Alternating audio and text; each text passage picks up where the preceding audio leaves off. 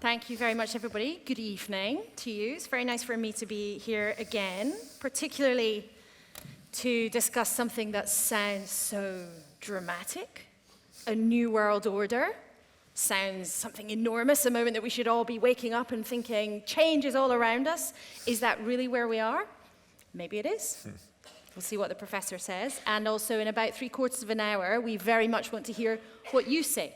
What do you think of what he's going to say to you in the next few minutes or so? We want you to do some of the work, and we will have a full 45 minutes to put your questions to the professor too, and really to pick up on points that you find interesting, rather than just listen to the many questions that I have. So don't be sitting there thinking you're going to get off scot-free and just have a nice hour and a half sitting back in your seats and listening to his wisdom. But next to me tonight, I'm delighted to say, is Professor Jeffrey Sachs. I've just come from interviewing Michael Gove, of course, our former education secretary, who said during our referendum campaign, people have rather had enough of experts. Don't be too alarmed by that as a foreign visitor. I think even I'm he would... remaining calm. I think even he would acknowledge it probably wasn't perhaps his finest moment. But as we know, not everyone who markets themselves as an expert necessarily is one. But here is somebody who could only be described as an expert. Professor Sachs is a professor at Columbia, a special advisor to Ban Ki-moon at the UN. Yeah, Antonio Guterres. Of course. Our new Secretary General. New Secretary General, who lucky to have you. A best-selling author, his newspaper columnist, who's published around the world, and whose latest book, Building the New American Economy, Smart, Fair, Sustainable, is recently out and will be available for you to buy in the foyer, special signed copies at the end of our session tonight. We will be reflecting on recent events in America, recent events around the world, and although I'd like to start, Professor Sachs, by saying you are not somebody who you would associate with the views of the new President of the United States. Do you find yourself in some ways optimistic about what he might do? No. It's been a growing horror over the last few weeks, because I was hoping that we could find silver linings. Maybe there will be a few, but he's really bizarre and quite dangerous. And so I don't think that this is a good moment. There are a few things that he said that I think are right, many things that are absolutely mean and false and dangerous. And so this is not a good period. That's obvious. And what we do about it and how we adjust and respond, I think, is really important. In terms of dangerous, why do you say dangerous? Because it's one thing having somebody who you say, okay, well, he's this larger-than-life character who seems to change his mind from one minute to another. He's a bit of a cartoon. Why do you think he's dangerous? He certainly seems dangerous. You know, we're living through a live online in-print debate among the psychologists. Is he crazy or not? And it's pretty much a divided professional opinion. Some say he's just obnoxious, and others say he's a malignant narcissist. Others say he's a psychopath. Those are meant in a clinical sense, by the way, because these are people that are reporting. This man has taken a view that, and apparently the one given to him by his father, that there are killers and there are losers. And that is really a view of the world that is dangerous, especially since he sees himself as the killer side of the story, and he sees me as the loser side of the story. So I don't, I'm, oh my God, an Upper West Side academic. That is one of the lowest forms of life imaginable to this guy. And I also happen, with regard to Mr. Gove, happen to believe deeply that we need a lot of expertise right now. I don't mean me, I mean experts in many different fields, because we are, even without Trump, in an incredibly complicated period. And this is not an easy phase in the world. And I know that the best that I do as a practicing economist is to listen carefully to ecologists, energy systems engineers, and others who are the experts that we desperately need to be listening to. And our politicians in general don't know how to listen to them. We are in a period where the politicians are completely disconnected from the urgent realities that we face. And then Trump is another measure beyond that, who is psychologically unequipped for this. So, God, we could sit here and sigh for 45 minutes, but actually the real issue is to try to figure out what to do. And let's come back to Trump perhaps in a second, although I wonder how big your repertoire of groans could be. We could maybe go through some of that in the next hour and a half, but beyond Upper West Side academics feeling like an endangered species, yes. What, in your view, are the biggest risks right now? You know, you say this is a very dangerous time, but what are the big risks? The big risk is that our generation is the last one that can address absolutely pivotal environmental threats on the planet.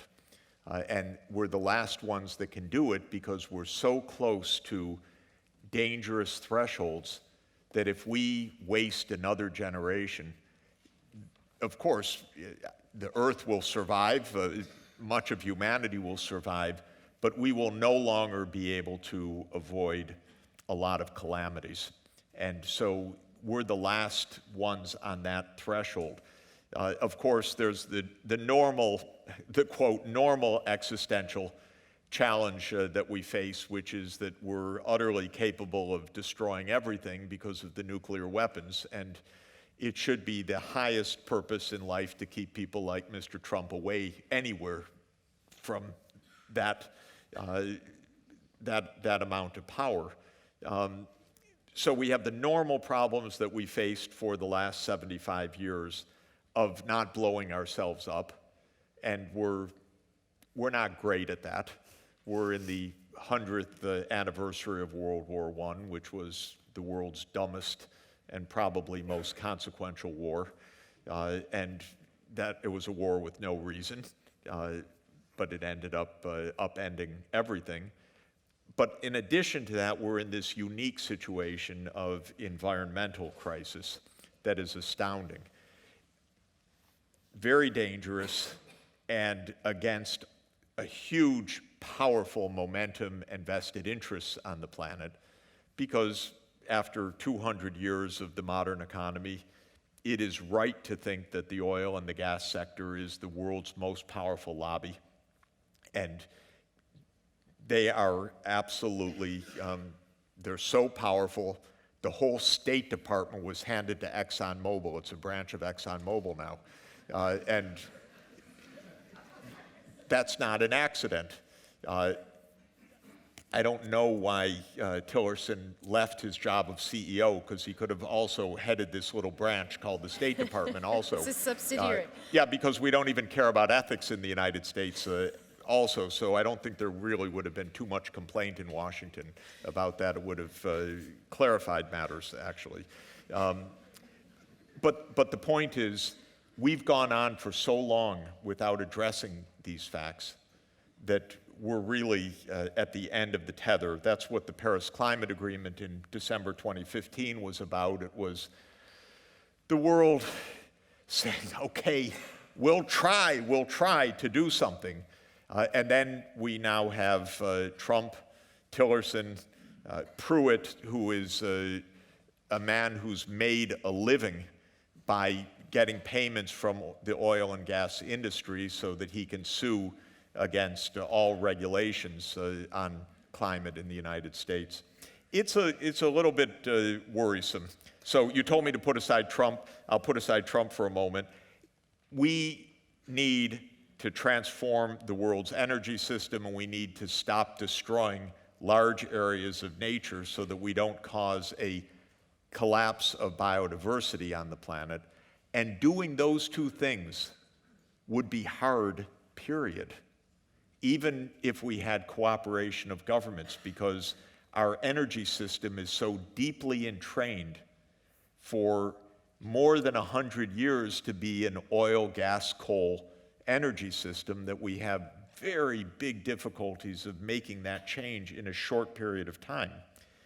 And that's what we would be focusing on. Then we would also, if we got past the crises, which are manageable, real, and serious, we would also reflect on the fact that if we were just a little bit nicer to each other, we could actually solve a lot of problems that people have around the world: hunger, extreme poverty, deaths by diseases like malaria or AIDS, all of which are solvable and which are causing a lot of misery and causing a lot of instability.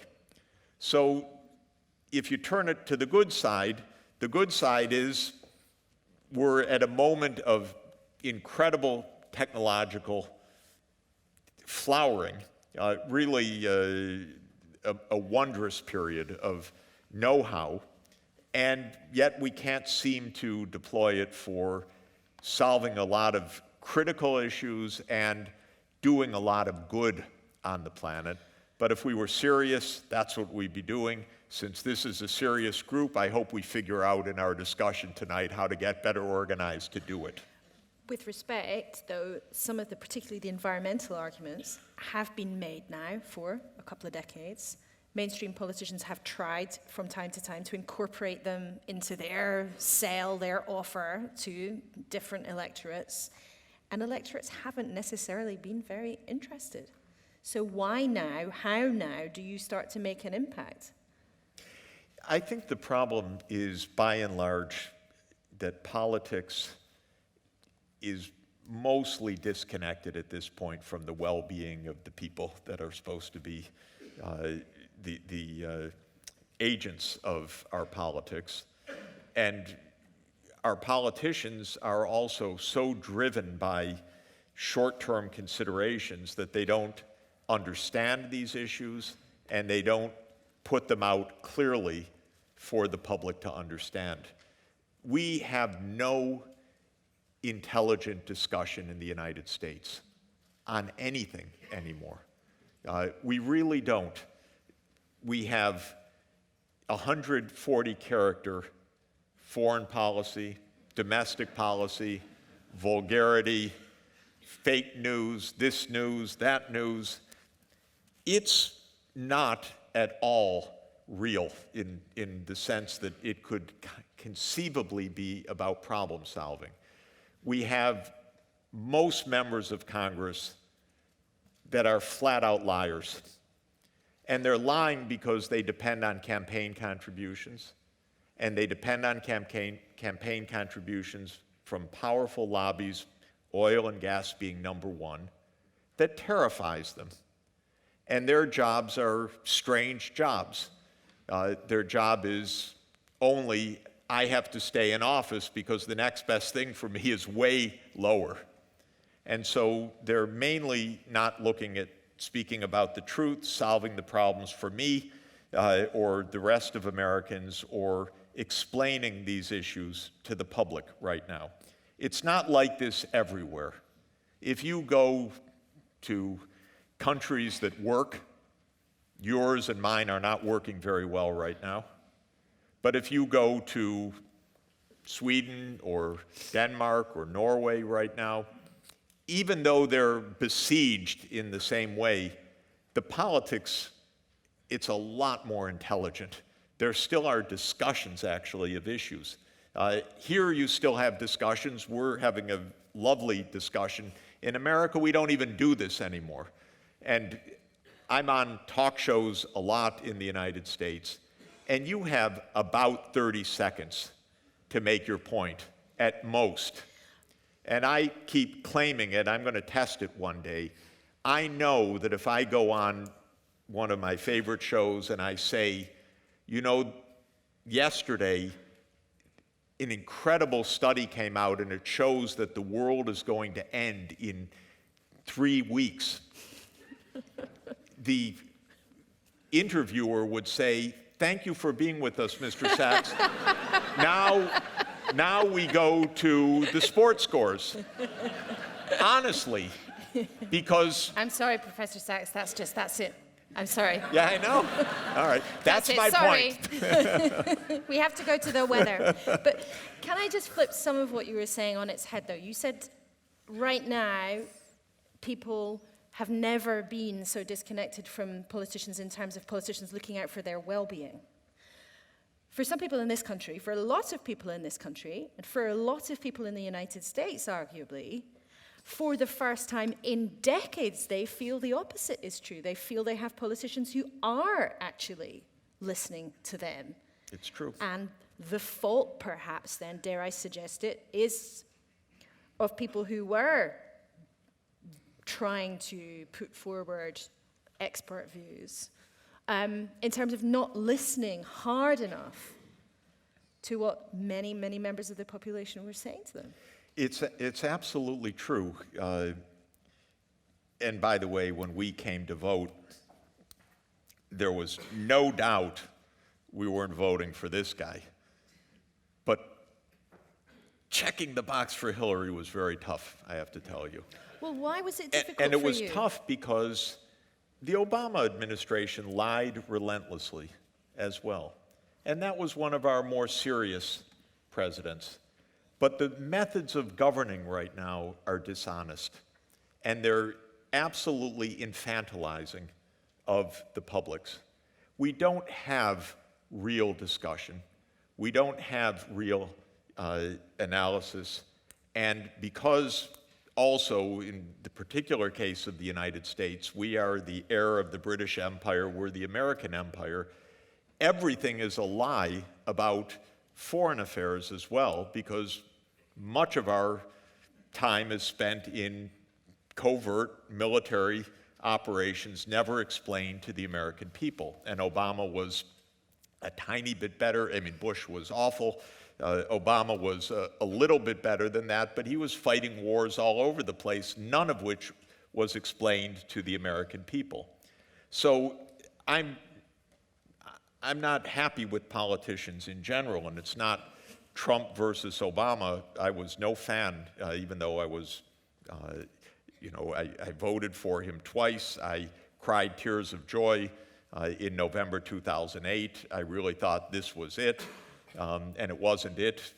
We did not get the real change that we had been promised, and we didn't even get truth in explaining the choices before us. So my view is it's a guess. There are a lot of things that I don't necessarily like in the attitudes of a lot of other Americans right now, and no doubt they find me a bit of a pill. And they tell me that on Twitter and email often, so I get some nice feedback. But you know, I grew up in the Midwest. I grew up in Detroit. I really do feel, I'm not some East Coast blah, blah, blah. I grew up absolutely in the communities that voted for Trump. I understand, actually, the decline of Detroit over the last 50 years. And I absolutely did not think that the Democratic Party, which it's a little bit like the Blair third way. You know, it became not a third way, it became a center-right approach. So you had a right and a center-right, and you didn't have a progressive option. And that's what happened in the United States. It was the same. It's basically, we share the politics tremendously on so many things right now. But I do feel about these Trump voters, for example. I know them because I grew up in exactly those neighborhoods. They need to be talked with. And what Trump has done is to say, I hear your pain, and by the way, it's caused by Mexicans, Muslims, and Chinese. And they say, hurrah, we got it, we got our hero. Okay, it's a vulgar lie, what he's told them. And it's not going to sit well. Like all populists, it's going to come to some bad ending, because populism always does. It's a lie that he's telling them. But they say, he's got my back, whereas those others didn't have my back. But neither side actually hears very well. And the big thing that is, missing in our kind of politics, and it has been missing also in UK politics, is the kind of empathy that listens well, understands, also addresses some of these problems. And without that, we have gone one more spiral into a kind of vulgarity.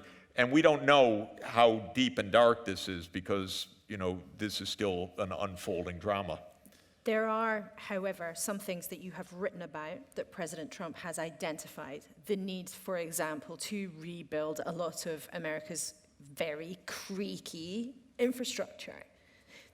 Trump as the builder. There are some things, for example, his attitude to Nafta, that you have not necessarily applauded, but you do have some areas of common cause of his analysis of things that need to be done. I really liked his election night acceptance speech, more or less, if I remember correctly.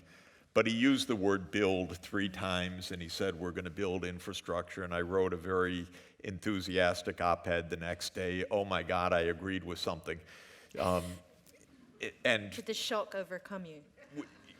Here's the issue, and it's also not quite, I'd say, the same here, but there are some similarities. The United States had its last infrastructure building around 1975. And if you go to America, your first experience when you get off of BA or whatever flight you get off of is the elevator doesn't work, and the escalator is broken, and you walk down the steps, and then there's a long walk because the walkway isn't working. Everything's broken. And then you get in a cab, and maybe you have to walk a long way now because the airport's in disrepair. And then as you're going into New York, everything's under construction, and you might get caught in a lane that is not construction, reconstruction, rehab, because the highway system was built in the 1960s and 1970s. Ronald Reagan came into office alongside Mrs. Thatcher, and in a similar way for us, Reagan said in his most famous statement, government is not the solution to our problems, government is the problem. The worst single statement by an American president about domestic politics in the last 40 years, because basically it ushered in this long period of neglect and greed as opposed to problem solving, because the government took itself out of the business of problem solving and it became the object of attack. Your government, it's just bureaucrats, they're wasting your money, throw them out, cut the programs, cut taxes. And we've been on that jag now for 36 years. So the infrastructure is really decrepit. When Trump, at least, he apparently knows how to put up buildings, maybe.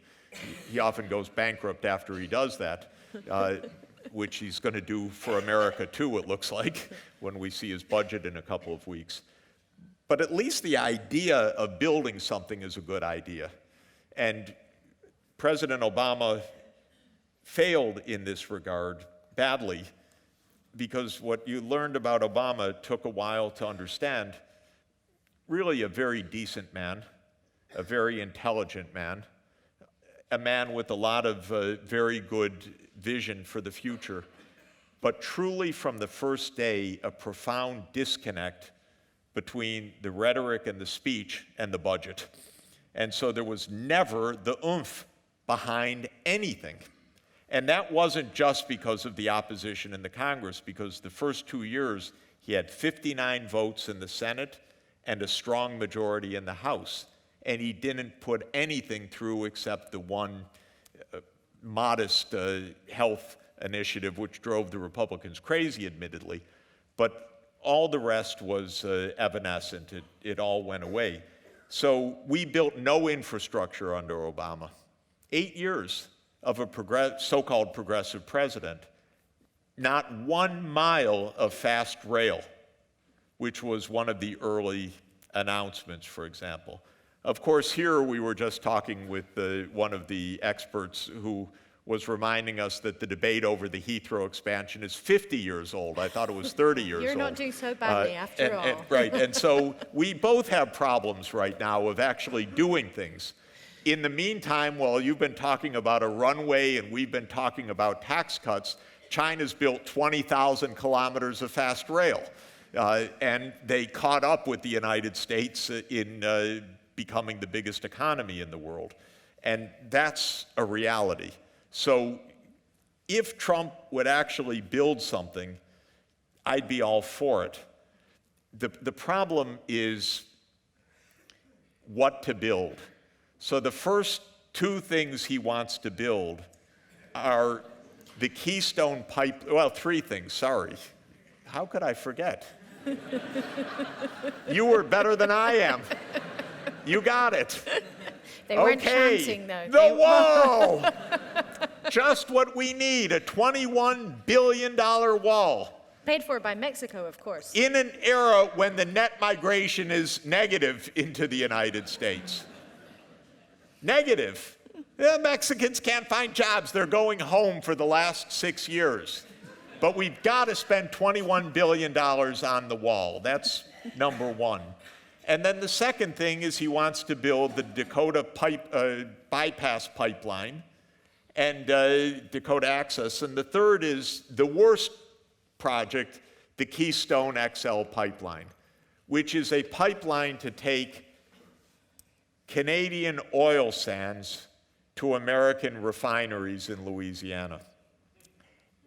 Believe me, the one thing this world absolutely doesn't need under any stretch of the imagination is Canadian oil sands. Why? Because the most basic point of climate change is we already got more than all the oil and gas we can possibly safely use in the planet. And the oil sands are carbon intensive and very high cost to produce. So it's ridiculous to aim there when we don't need that. We already have a massive global overhang. So my only pleasure in the Keystone Pipeline is the hope that that's not really a hope, I'm being facetious, but I wouldn't mind if some rich people bought the bonds of that and then went broke afterwards, because they've got due warning. That's a lousy investment. So those are the first 3 infrastructure projects that we have. Not one of them makes any sense. And then how many Trump Towers can you have around the country? We have enough hotels, the problem is that for real infrastructure, it requires planning. Planning requires thinking. Does this look like that picture right now? Planning is not that you get a cabal together in the back room and you say, let's do that. If we're going to have even a mile of high-speed rail, you need to put a scenario in place. You need to think it through. Of course, it's going to be challenged in court as well, which is okay. If you're going to convert the energy system in this country or in the United States, you need long-term plans. We need planning. Planning. It became such an evil word in the United States that you're not even allowed to say that word without risk of deportation. It's not that far off from being that situation in this country as well. So your what might have been a silver lining has already got pretty rusty and fallen away. I'm still trying to find it, but it's... But I just wonder if you mentioned China there, and you talk very compellingly about why, in your view, America doesn't work. Britain also, you suggest, doesn't work very well. But you've written recently then that this is much more than just a moment. We're at the end of a longer period of American, maybe of Western dominance. Why have you come to that view? That's, I think, an objective understanding of what's happened in modern history. And my feeling is I'm at the center of what created the modern world. Britain was, without question, the most consequential country of modern history, by far. And this is the place where the Industrial Revolution started, and the British Empire, for its pluses and a lot of minuses, played the unique role in the world in both creating the world of mass industrialization and spreading a world globalization of industrialization that up until the 1930s was centered in this country. And after World War II, during and afterwards, the United States contrived, I would say, to take the lead and take over the British role. I recently revisited in writing one of the most important moments of modern history, not in any way to deny at all the significance of it, because it is one of the hinge moments of history when Winston Churchill said, called on the New World to come rescue the Old World. And the New World, Franklin Roosevelt responded and said, yes, but not your empire. We will rescue the Old World from fascism, but we will be the next empire, in essence. So very cleverly, the United States lent you the money. Didn't give the money. It was lend-lease, and thank you, we'll run the show afterwards. And you sent the world's best economist of the 20th century to try to negotiate in 1944, John Maynard Keynes, and he couldn't do it because the creditor was Washington. And I'm trying to remember.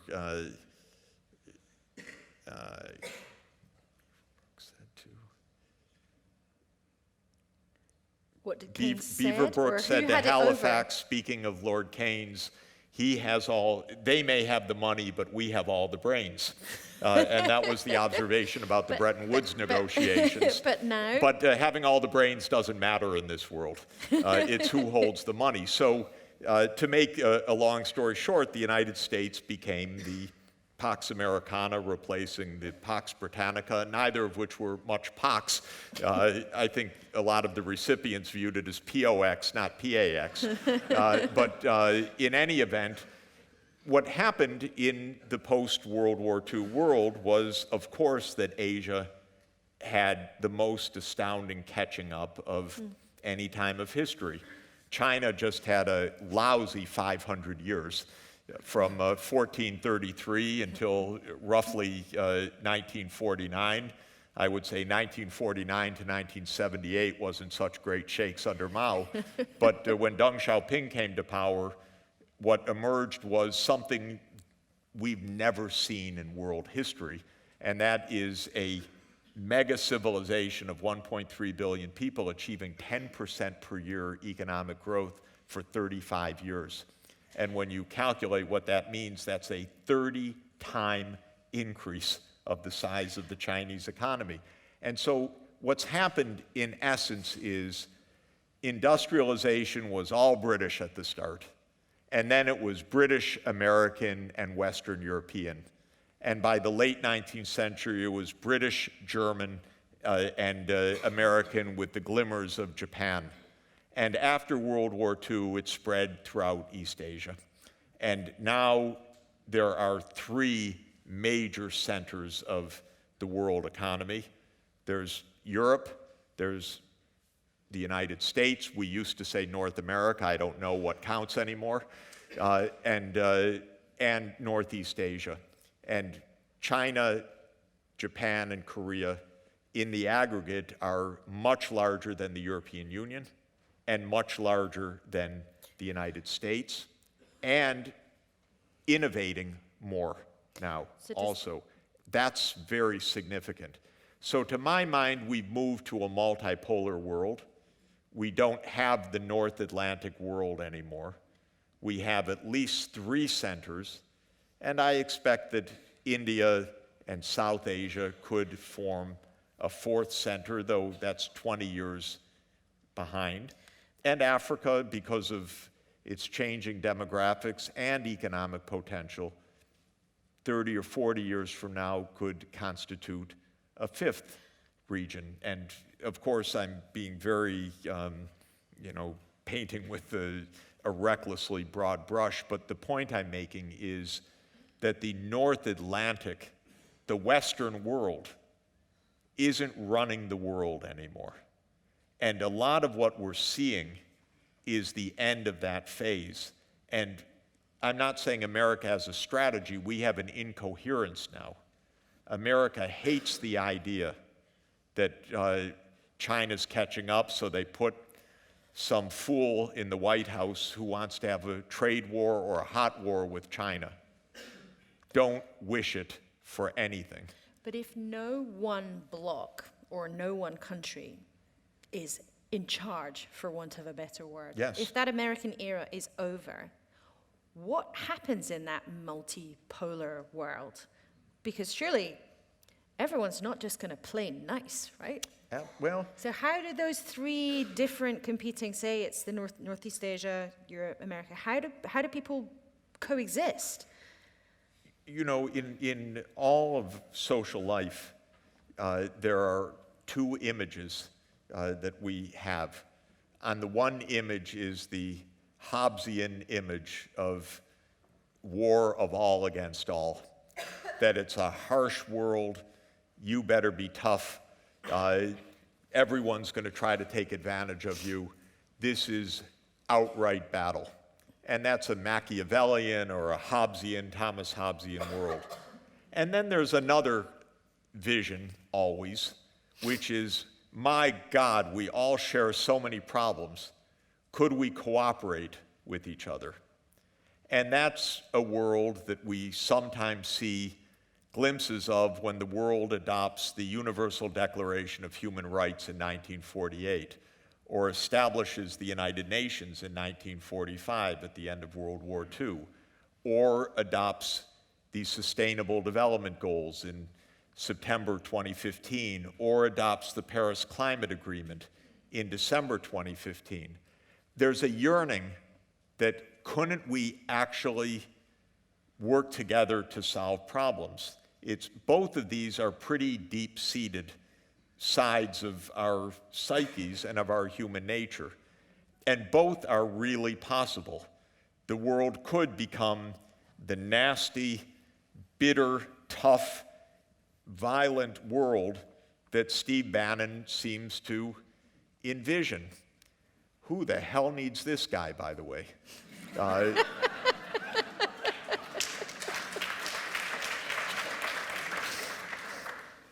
Or the world could be a world where we say, and my experience, this is my absolute true experience in life, is that everywhere I go for the United Nations, and I've been senior UN advisor for the past 17 years, people are in trouble and they want help. And that's true whether it's rich countries or poor countries. There's a feeling of mutual vulnerability right now. So it's not, you go to China, I have so many colleagues in China, China's choking on its air right now. China's desperate to try to get out of its coal dependence. China knows that it by itself can wreck the world climate, by the way, because China's emissions are so significant right now, roughly a quarter of all the world's emissions, that even if the rest of the world went to zero, China by itself could wreck the climate system. And China, by virtue of being 20% of the world's population and roughly 7% of the world's landmass, is incredibly densely populated and incredibly vulnerable to climate change. So my experience is we all have problems. And if we all sat down and said, my God, what are we going to do together about it? The whole mindset would be completely different. And that's why the mindset of a Trump-Bannon view, which is that the most important thing for us to do right now is to compete for primacy with China, or to have a trade war with China, or to build a wall with Mexico, it appeals to really deep instincts. It appeals to people who are hurting, people who have lost their status to people they don't like, and therefore it resonates. But it is so wrong for our time that it's a bit mind-boggling. So when you ask, what are we going to do about it, there really is the potential to cooperate.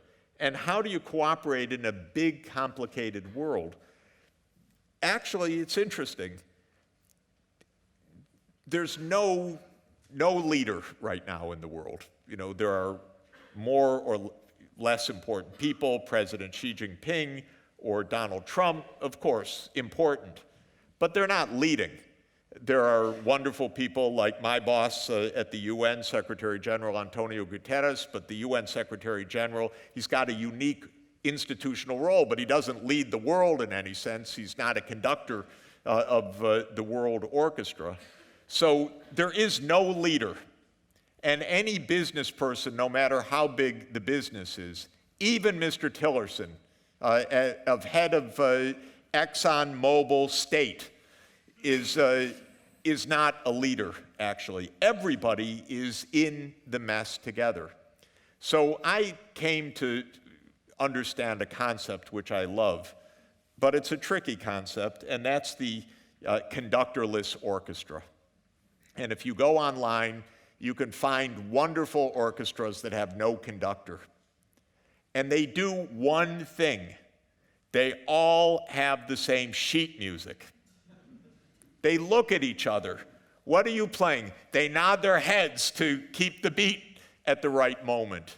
They've even practiced together a bit. But it's a wonderful thing. No conductor, but beautiful music. And I think that's the closest we can get.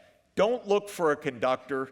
Every time someone says the U.S. must lead, my wife, who's in front of me, she cringes. I don't want U.S. leadership, for heaven's sake. I want the U.S. to cooperate, she tells me. So you're basically hearing her line all evening.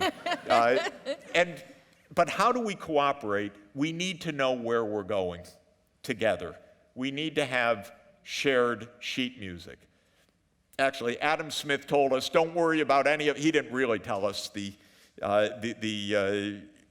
much redacted and lesser followings of Adam Smith say, we don't need to do any of that, markets are self-organizing, blah, blah, blah, blah, blah. If you were taught that, boy, get your tuition back. That's a lousy economics class. What we should be saying is we need to go towards decarbonizing the energy system because that's crucial. We need to be preserving biodiversity and making a common global strategy for that. That's really important. We need to be working together to fight communicable diseases like Ebola so that we don't have a Zika, Ebola, MERS, SARS, dengue, global epidemic, because we're really close to that also. For one of these, we had it with AIDS, where it started in a forest in West Africa and it became a global epidemic. So there are things we really need to do together. And then we need to reflect that we're living in the coolest time of all of science and technology, so we could actually do a lot of fun things together as well. And the most fun thing we could do together is let the robots take all our jobs so that we could go sit in the coffee shops. And that's my idea of basically the 21st century Garden of Eden. It's something like Starbucks. With free Wi-Fi, presumably, and free bottomless coffee. Exactly. With Wi-Fi and free no muffins. baristas anymore, because that'll also be robots, but they will know from your iris scan that you want a double, triple, caramel macchiato, hold the foam, whatever. In a moment, I want to go to our conductorless orchestra. I will not try to conduct you. I will merely try to entice you to make your points to the professor. But just finally, and briefly if I can, so we've got lots of time for questions. How hopeful do you feel about that, though? You've been closely involved at the UN. The UN, let's take that as an example, has at a time where there was significant political goodwill behind it, huge political capital invested in it by the West, or by the countries that had primacy at that point, and yet so many times it has fallen short. In this era, if we have a multipolar world with countries with power who are not committed to it in the same way that people have been in the 20th century, how can you be hopeful that we will be able to have that age of cooperation? Some days I feel really good about this, and last Thursday was such a day because it was a meeting of the G20 foreign ministers in Bonn, and I was there with Secretary General Guterres. And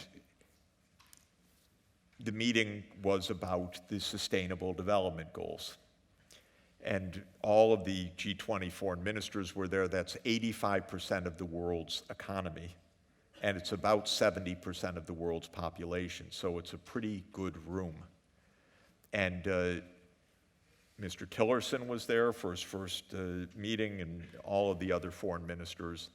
And the meeting started, Secretary General described the Sustainable Development Goals, and then it was wonderful, really. Each foreign minister spoke, and to my shock, each one spoke about how important these shared global goals were for their own country. And the Chinese foreign minister was first, and he described how China has put the Sustainable Development Goals at the center of its new 5-year plan, and that this is very serious. The Argentine foreign minister, Susana Molcora, spoke next. Argentina's going to host the G20 next year, and she spoke about the importance that Argentina attaches to this. Krista Freeland, a colleague of yours from journalism, from the FT, who's now the foreign minister of Canada, spoke beautifully about Prime Minister Trudeau's commitment to the Sustainable Development Goals. At about that moment, I looked over to see what Mr. Tillerson was taking in, and unfortunately, he was out of the room. I thought you were going to say Boris Johnson then stood up and started telling jokes, but that would be a different story. He was meeting, I think, bilaterally for most of the meeting, so he missed all of this, unfortunately. But 19 of the 20 spoke, I think, and they all emphasized how important this was. Whether that's real or not, I don't know, but they spoke beautifully about it, and I was very happy to get the feeling that this is not total vapor, that this is not so evanescent, and that they weren't just play acting for nothing. They were saying, we take this seriously. I think there's some truth to that, actually. And these goals were adopted because countries feel very nervous, actually. It's not because we're in a huzzah, how wonderful are we time, but there is a nearly universal nervousness, which in September 2015 led to the adoption of these goals, and in December, a few weeks later, led to the Paris Climate Agreement. Then you return to the Twitter world, or you return to the kind of reality that we live day to day, and it's possible to be quite pessimistic as well. You know, we have a tremendous inertia, we have a tremendous capacity for years to pass without accomplishing anything. And as I I may have mentioned, but just to reemphasize, the first climate treaty was 1992. So that was 25 years ago. We've done nothing yet, almost nothing, to actually implement that. So time flies, and that's why it becomes more and more desperate.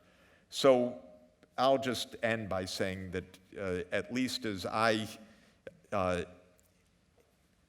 age, I don't become more mellow. I become more worried, and seeing that the loss of time is the risk of irreversibilities.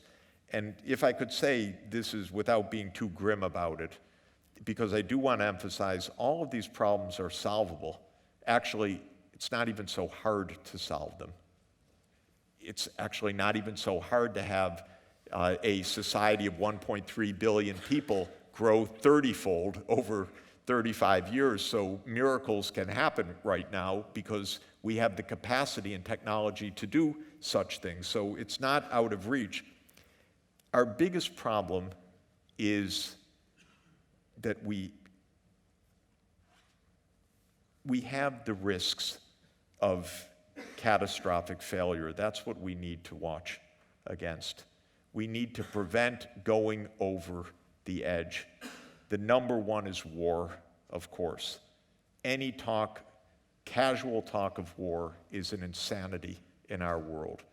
Going in to overthrow somebody, Saddam, craziness, lies, stupidity, we see it. Going to overthrow Muammar Gaddafi, which was your and our country and Sarkozy's great adventure. Really craziness. The world's too dangerous to play around this way. The suffering is huge, but worse than that, the cascading risks are absolutely not in anyone's control. And so that's the number one, is avoid that kind of catastrophe. And two, let's figure out how to avoid the environmental catastrophes. And then I'm totally optimistic. Okay, well, as you say, time flies. Thank you so much for that. Let's now go to the floor. A couple of ground rules. So please stick your hand up if you've got a question. There are people with microphones who will come to you. We're going to take 3 questions at a time, if that's okay, so we can pack some in. If you're upstairs, please don't feel shy. There is a standing microphone right there. And when you ask your question, if you could, please stand up. And forgive me in advance if I interrupt you, because we want to get lots of people in. So, first question, lady there. Then, if I can, to the gentleman behind you, who's holding up the red glasses case. And then the lady there with the blue scarf. Hello, Okay, it's Gabrielle Walker, and thanks very much for not always very optimistic talk, but I want to offer a little bit of hope and to ask you about this particular aspect of it, which is you talked about the terrible situation where politicians are so disconnected from the people, these politicians that we think can actually do something. And I would offer that there are actually a lot of politicians that are hugely connected to people in the US, in your own country, and right across the world. And that's politicians in cities and states and regions. And if you add to that business leaders, you talked about Rex Tillerson, but haven't mentioned all the business leaders who now have a renewed sense of the need to connect for the sake of showing that they have a purpose and that they have a mission in the world. And then on top of that, the NGOs who are connecting with them. I would suggest that one of the main reasons that we got the Paris Agreement was the role of these non-state actors, and they're becoming increasingly important. Okay, so we should be optimistic about local politics. Then to the gentleman there behind. Yeah, thank you very much. I get it. In a very competitive and Hobbesian world, we need to be a little nicer to each other. No one's listening to the planners and thinkers. But my question is, how will this populist streak end? Okay, and then the lady behind with the blue scarf.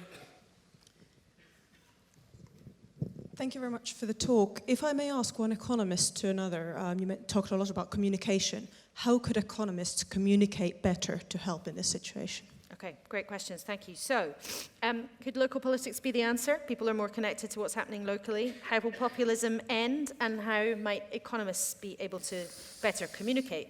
Because often they disagree, right? I think that there are a couple of issues about this connection and communication, which are about really all three questions. One is the complexity, and what is our challenge of conveying more challenging, more complicated truths, and how do we do that in a soundbite world, and in a world also that is really powerfully deranged by deliberate distraction. So these are not simple issues. I know issues I study for 20 years to try to understand them. When I try to understand what my colleagues are talking about on almost any of these issues, I understand part of it, but when I work with energy engineers with whom I've been working for years and years, it takes a long time to really understand what they're saying. It takes the proximity to climatologists to understand this, and I ran a scientific institute at Columbia University for 15 years called the Earth Institute before going on sabbatical recently, and I had hundreds of climatologists as my colleagues, and it took a long time to learn the language and learn the technical issues and details, but I can tell you almost every day in 15 years they came up to me and said, it's worse than we thought. So there was never a quiet moment of, oh, we discovered it's the wrong calculation. It's really very sobering news. So I think one part of the issue of communications is these are not simple topics. And we shouldn't pretend that they are, but we need ways to communicate that go beyond the incredible short-termism of the media. I really don't have any glib solution to that, but it's a disconnect. C.P. Snow talked about it already in a different way of the two cultures from 1958, so that was 60 years ago. But this is a little bit different. We need to be able to calm down to have a discussion. One thing I'm recommending for Earth Day in the US, we'll go home tomorrow to try to get it organized, is for the colleges and universities around the United States to open their doors on Earth Day, to invite the publics in, and the congressmen in, and to take roll call, to have a teach-in about climate change, to spend a day so that people can understand and ask, what is this really about? What is implied by this? Not with a top-down curriculum, which would be politically suspect, but I want everywhere in the country for people to be able to come through the doors and talk, listen, debate, and have the experience of talking to a real live scientist. I had a remarkable, for me, exchange with a very nasty emailer last week when I said something about climate change, and they wrote a vitriolic, vulgar email to me about what a unintelligent person I am. And didn't you know fact X, Mr. Know-it-all? And so the fact X was what we now call fake news. Unfortunately, what's now called fake news is mostly real news. So this adds to the complication of it. I think Alan Turing probably had something to say about this. But he sent me a website which was a complete confabulation. But in the first line it said, is so-and-so scientist at such and such institute in California. And it took about 3 seconds to determine such and such institute doesn't even exist. So I wrote back to him and I said it doesn't exist, and and he said, are you calling me a liar? How about this? And I answered that, how about this? And finally, after 4 of these rounds, which was getting more and more bizarre and exhausting, I said, I thought I had a nice idea. Very polite, I said, Thank you very much. It's been nice to talk to you. Perhaps you would like to stop into your local college or university and have a chat with somebody there about these issues. And he wrote back, I did that, mister. They all talk like you. So, you know, it's a little bit tricky, but actually, let me put the other side of this again, because everything is also a little bit complicated in this. About 70% of Americans say we should be investing in renewable energy right now, and the climate's changing. So even while I track down one of the clear 30% that denies this, what's really going on in the United States is politics and interest groups and vested interests of the Koch brothers, not predominantly this particular point. But that's one part of the communication. Then, of course, the mayors, you gotta love the mayors, because as they always say, I gotta make sure that the snow is shoveled if we still ever have snow anymore in our warmer world.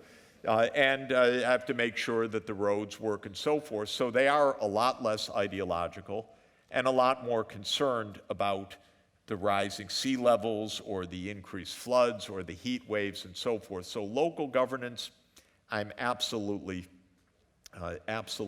for it. And then I have two more thoughts about communication. We probably can't beat the Twitter sphere. But I did discover that Donald Trump ranks 90th of Twitter followers. He only has 25 million. Katy Perry has 98 million. And so I'm going to introduce Katy Perry to her favorite physicist so that she can tweet about climate change. And we will show Mr. Trump a thing or two. And in fact, about 80 of the large followings, it goes Katy Perry #1, and Justin Bieber, I remember, is #2, and Kim Kardashian is #10, and Trump is about 90, and the Dalai Lama is 102, and Pope Francis is 108 in followers. He hardly ever tweets, though. Yeah, and so we're going to go to the top tweeters and get some following for climate safety. What's interesting, though, is that what you seem to be acknowledging in answer really to all of those questions is that people in your part of the sphere actually do have to do more to communicate properly with people. Yeah. And clearly and frequently, and where people are. I mean, it's easy to be snobbish about social media, but that's where people are. That's what people are enjoying. That's modern communication. People would have said the same probably about the telephone 100 years ago. No, absolutely. So do you acknowledge that academics, experts, for want of a better word, it's so strange that that even seems to be a controversial word these days. Yeah. Let's reclaim it. Do you acknowledge you haven't done enough? People have been too wrapped up in their own bubbles, and that's been part of the problem. Look, in general, economists are not great communicators, and scientists even worse. You know, a scientist's job is not public speaking, and it shows often. And a scientist is so typically expert in a language of precision in a particular area that no one can understand what they're talking about. And many of my favorite scientist colleagues have no ability to calibrate what other people are hearing from what they're saying. So I often am happy to play the dumbing down role because I can listen and I try to put that in ways that are more easily understood. But at a serious matter, it's a complicated matter. Scientists want to do their science, and translating these issues right now, we don't have time for anything but a lot more active public discussion, public deliberation, and public education on these issues. Okay, let's have some more. public discussion. Let's go up to the top. Okay, so I've got 2 questions up there. Let's go for it. Hello. You spent 45 minutes laughing at Trump, laughing at his lack of planning, laughing at his strategy, laughing at his dismissal of experts. However, the planning, strategy, and experts of the elite over the last 20, 25 years has created the mess we're in, and maybe we need this populist revolt. Okay. Maybe great we need, question. sorry? Maybe we This need the populist revolt, or populist revolt. we need Yeah. to change Oh, our sorry. thinking in some way. Yeah. Great. And then the gentleman behind you, we'll get 2 in at the same time if we can. Thank you. My question is, with the continuous, non-stop, politically motivated redrawing of the electoral map in the US, the gerrymandering, and now Clinton lost the election because of a system that was put hundreds of years back, a pre-commitment, and because of the Electoral College. And with the very low approval rate of the Congress. And he just mentioned that 70% of the American population wants renewable energy. But the government has never really reflected what the people wanted in a way. So if you gauge democracy, both as an output and as an input, both as a process and as what it comes out of it, can we really refer to the US as a democracy right now? Okay, so 2 great questions. Do we need the populist revolt? Because experts have failed people over the last 25 years. And given the strangenesses, I suppose, of the Electoral College, is America actually an example of democracy, and has it ever been? Yeah.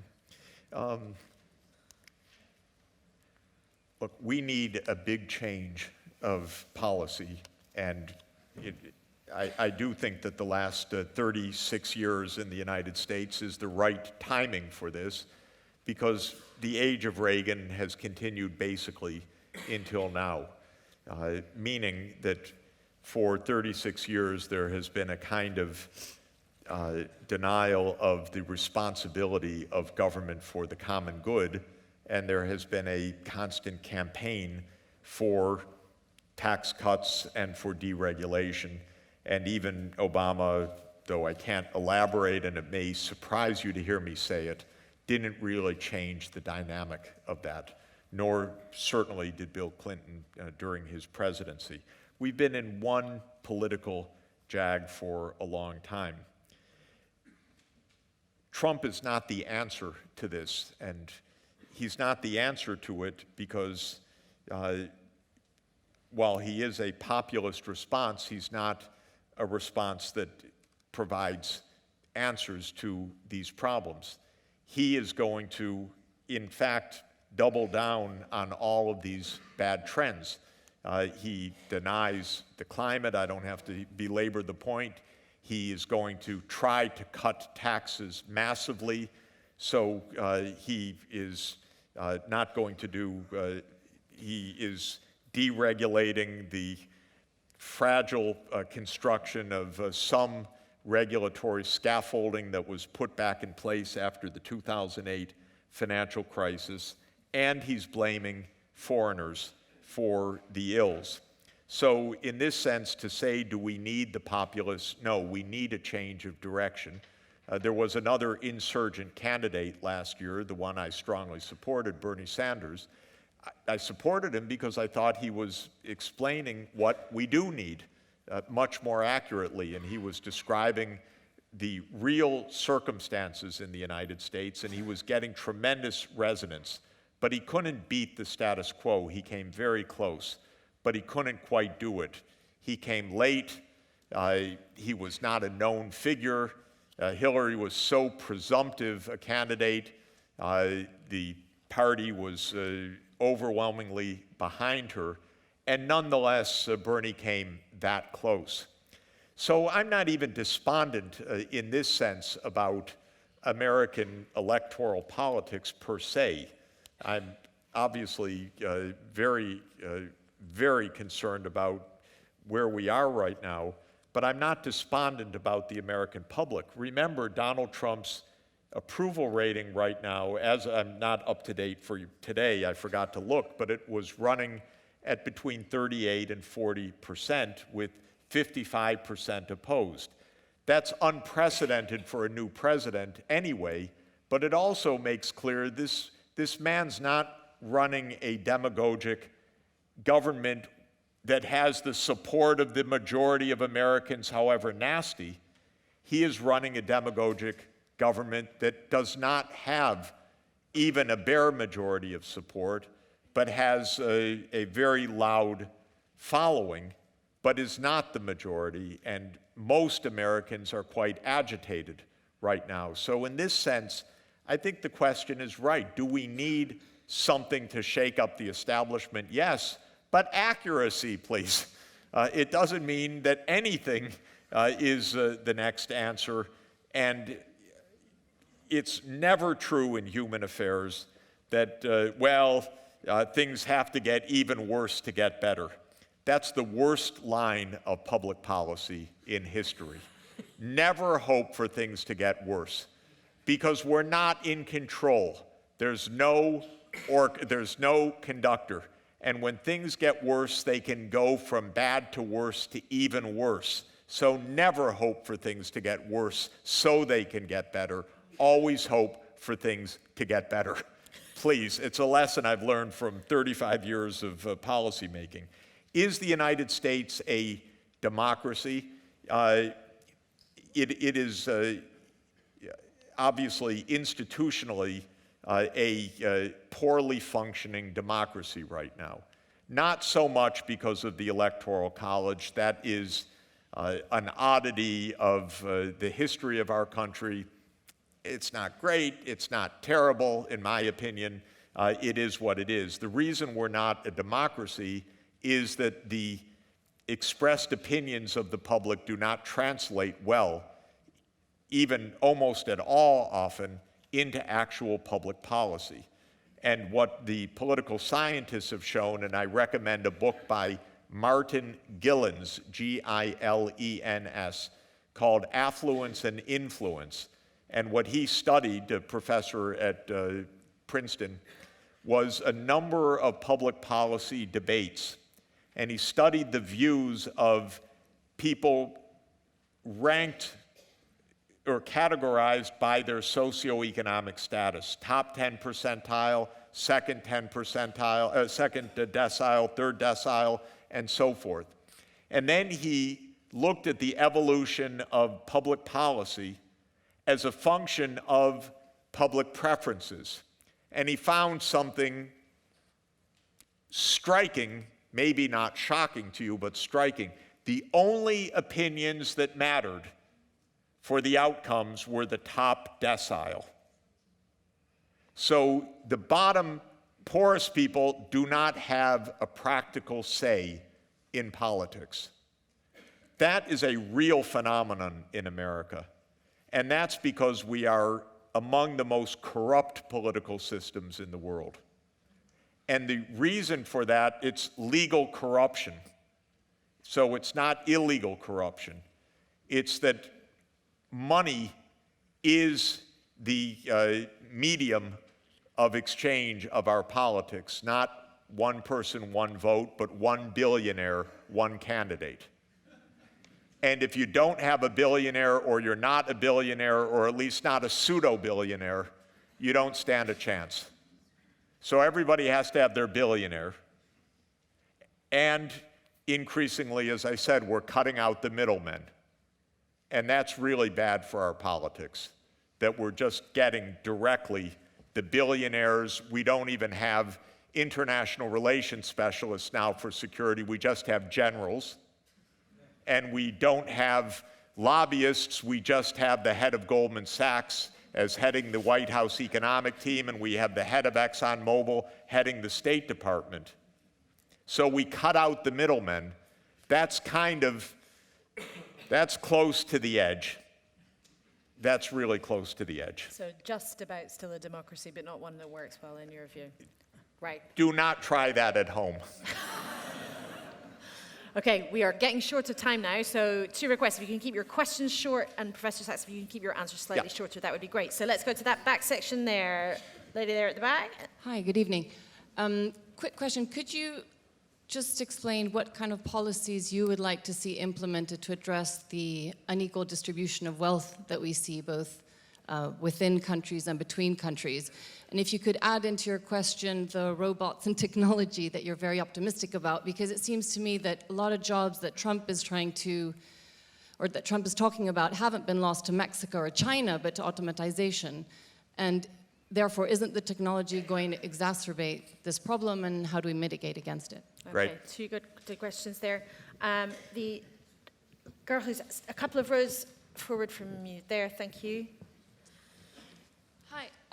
I was wondering how we go about implementing change to save our climate when it's something that most lawmakers, unfortunately, are indifferent to or against. Yeah. Okay, and the gentleman there in the red. Oh, sorry, let me go there. There's a microphone right there. Thank you.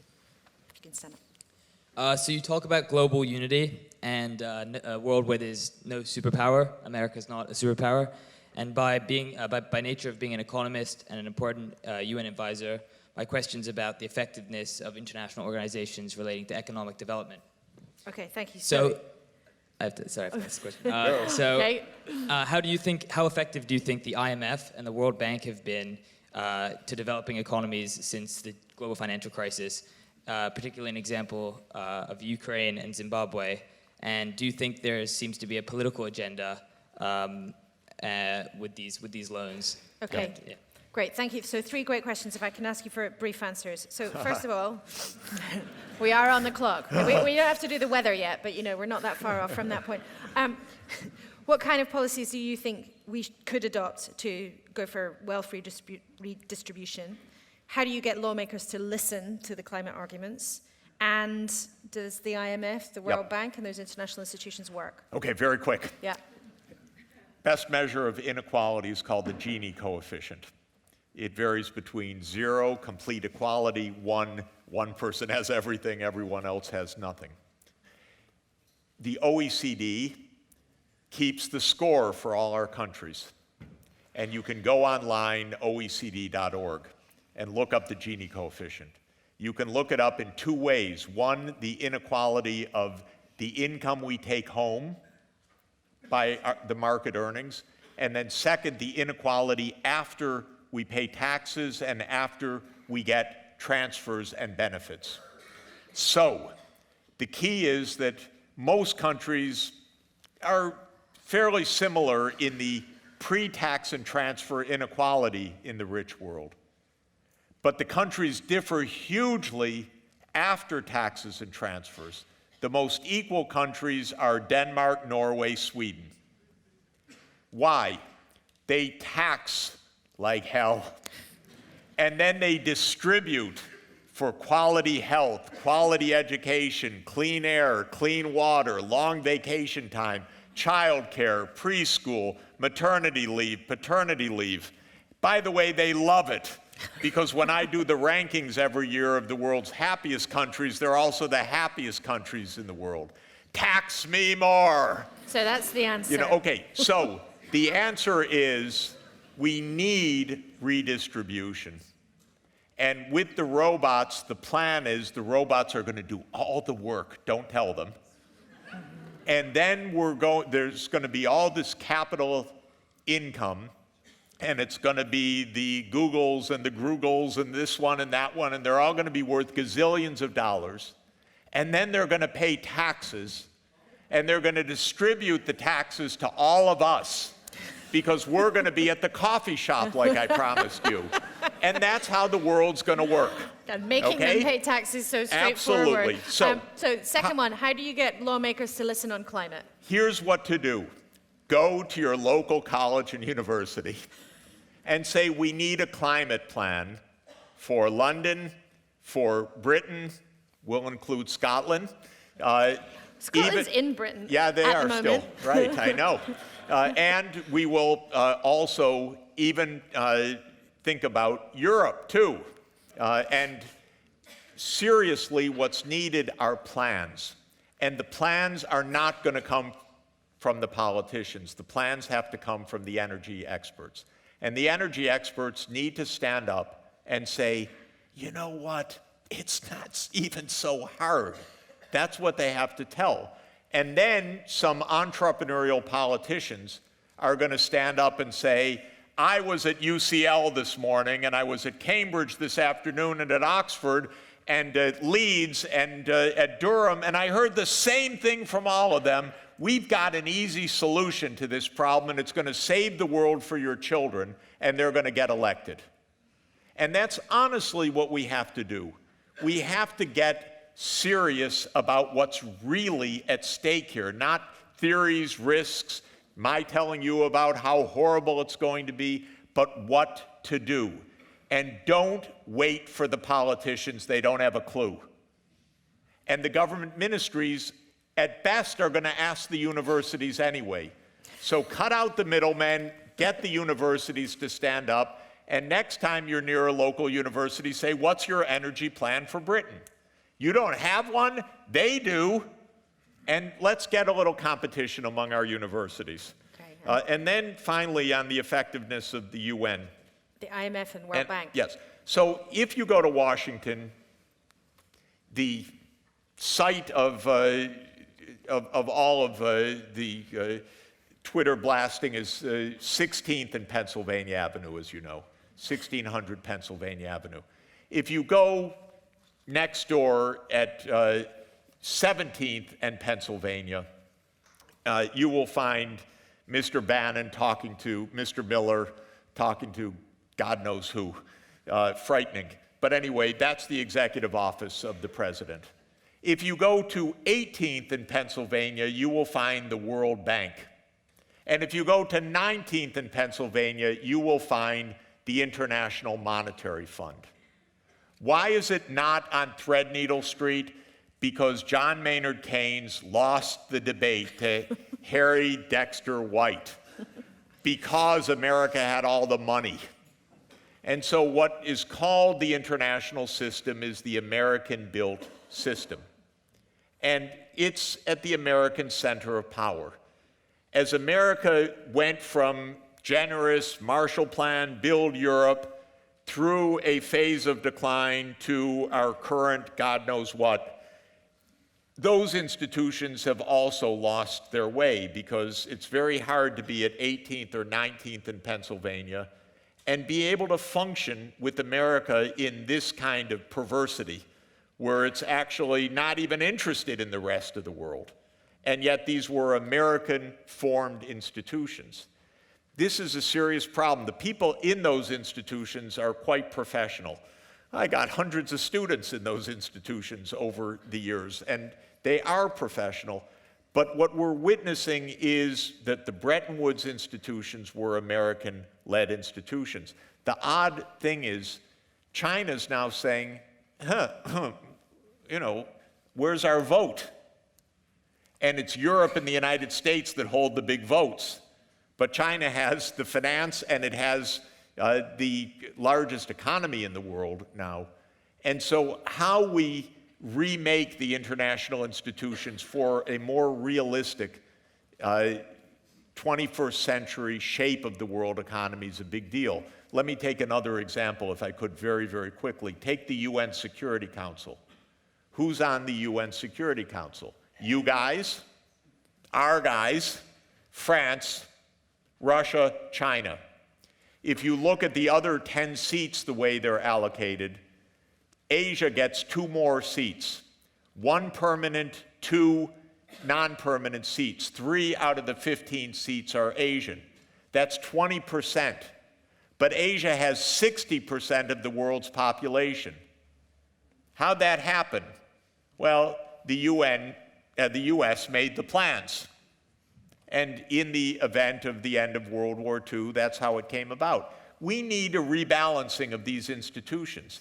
It's very hard, because one of the points of the UN Charter is you can't change anything about this unless the P5 agree.